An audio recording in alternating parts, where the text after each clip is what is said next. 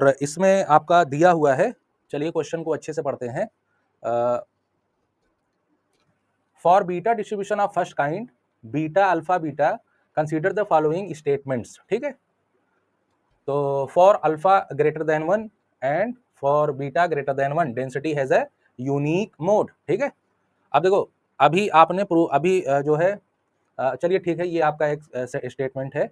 और दूसरा स्टेटमेंट क्या है, for alpha plus beta is equal to 2 such that alpha plus beta is equal to 1 all points in 0 to all points in 0, 2 are modes. मतलब जितने सारे points हैं 0 all points in 0 to एक interval है, उसमें क्या हो जाएगा, आर मोड्स। ये सभी क्या हो जाएंगे, मोड्स, है ना।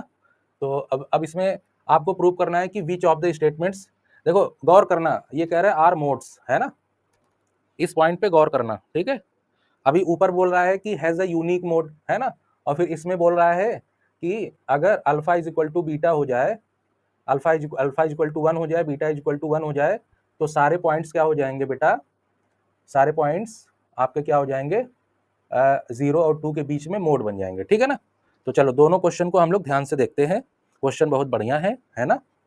तो सबसे पहले क्या करते हैं, पहला स्टेटमेंट को हैंडल करते हैं हम लोग, है ना। तो पहला स्टेटमेंट क्या है, पहला स्टेटमेंट क्या है, सबसे पहले जो दिया हुआ है आपका, let X follow beta distribution, beta alpha and beta. अब देखो बीटा, इसमें बीटा डिस्ट्रीब्यूशन है और इसका पीडीएफ बेटा क्या होता है, इसका पीडीएफ आपका होता है F X is equal to 1 upon beta alpha and beta X power alpha minus 1 1 minus x power beta minus 1, ठीक है। और इसमें एक्स का रेंज क्या होता है बेटा, एक्स का रेंज आपका होता है 0 से 1, ठीक है। अब देखो इसमें कंडीशन क्या होती है, अगर ये बीटा डिस्ट्रीब्यूशन होगा तभी जब अल्फा और बीटा क्या हो, ग्रेटर देन 1 हो, है ना। आपको दिख रहा होगा साफ साफ एक्स पावर अल्फा माइनस 1 और 1 minus x power beta minus 1। तो भाई ये शेप पैरामीटर है, तो इनको अल्फा से 1 से तो बड़ा ही होना पड़ेगा, है ना। तो क्या होना पड़ेगा, alpha greater than 1 and beta greater than 1, ये बात सही है ना।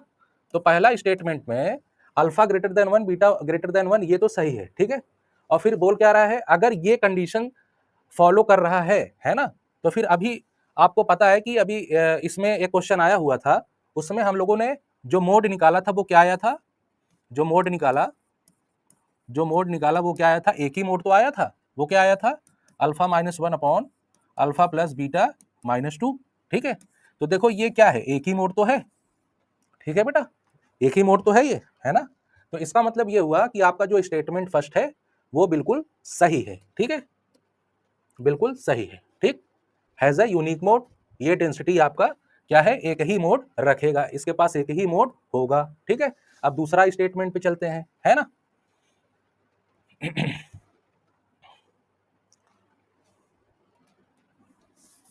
इसमें डेंसिटी की प्रॉपर्टीज के बारे में आपको पूछा गया था कि आप डेंसिटी को उनके पैरामीटर के हिसाब से आपकी डेंसिटी क्या बन जाएगी, क्या होगी, क्या कैसे, ठीक है। तो अब हम लोग दूसरा स्टेटमेंट देखते हैं कि दूसरा स्टेटमेंट क्या कह रहा है। देखो अब जैसे बीटा डिस्ट्रीब्यूशन है तो उसका पीडीएफ आप लिख ही लो पहले, है ना। और यहाँ पे कांस्टेंट लिख लो, x power alpha minus 1 1 minus x power beta minus 1, ठीक है।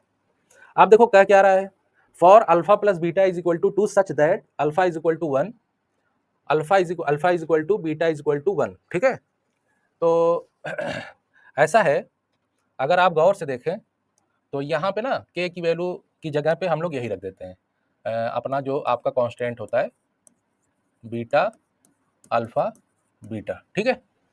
तो अब देखो इसमें आपको बोल रहा है कि alpha is equal to 1 beta is equal to 1, जैसे ही अगर आपने अल्फा इज इक्वल टू 1 रखा and beta is equal to 1 रखा, तो ये पीडीएफ कैसा बन जाएगा, गौर से देखिए ये पीडीएफ कैसा बन जाएगा। ये पीडीएफ इसमें अल्फा इज इक्वल टू 1 रखिए और बीटा इज इक्वल टू 1 रखिए, ठीक है। तो देखिए सभी की वैल्यू क्या बन जाएगी, तो ये क्या बन जाएगा, एक्स पावर 1 माइनस 1, चलिए अच्छा रखते हैं F X is equal to, और इसको भी आप क्या करना, बीटा 1 1 और ये क्या बन जाएगा x power 0 1 minus x power 0, ठीक है। और ये बीटा 1 1 बन जाएगा, है ना। और बीटा 1 1 क्या होगा, इसकी वैल्यू निकाल लेते हैं, ठीक है। बीटा 1 1 की वैल्यू क्या हो जाएगी, इसकी भी वैल्यू क्या हो जाएगी बेटा 0, इसकी वैल्यू आपकी हो जाएगी, बीटा 1 1 की वैल्यू आपकी हो जाएगी 1, है ना।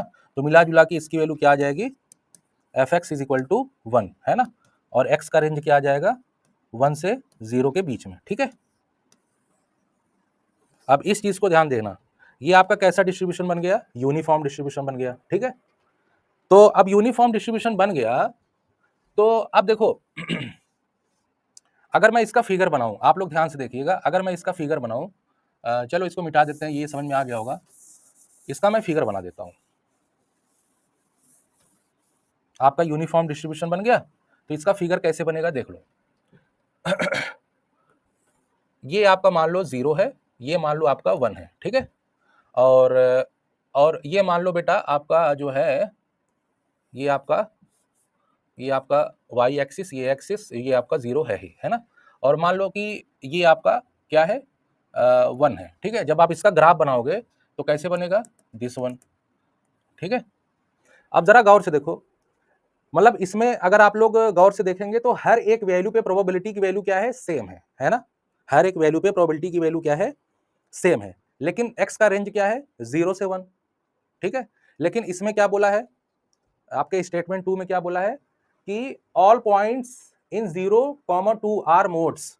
जैसे हम इसको मोड, अगर ये इंटरवल 0 1 के बीच में बोल देता, है ना, 0 1 के बीच में बोल देता कि ऑल पॉइंट्स आर मोड्स, तो हम कह देते कि ये बिल्कुल सही, ये सही है। लेकिन रेंज ही, x का रेंज क्या है 0 से 1, है ना। तो 0 से 1 के बीच में सारी प्रोबेबिलिटीज की वैल्यू क्या है, सेम है, ठीक है। और उसकी वैल्यू क्या है 1 है। तो इस हिसाब से हम ये कह सकते हैं कि आपका जो स्टेटमेंट सेकंड है वो क्या है बेटा, गलत है ना, ये गलत है। तो आपका केवल पहला सेंटेंस सही है। तो आपका आंसर क्या हो जाएगा, ऑप्शन इज ए, ठीक है। क्वेश्चन बहुत बढ़िया था, ट्रिकी क्वेश्चन था, अच्छा क्वेश्चन था।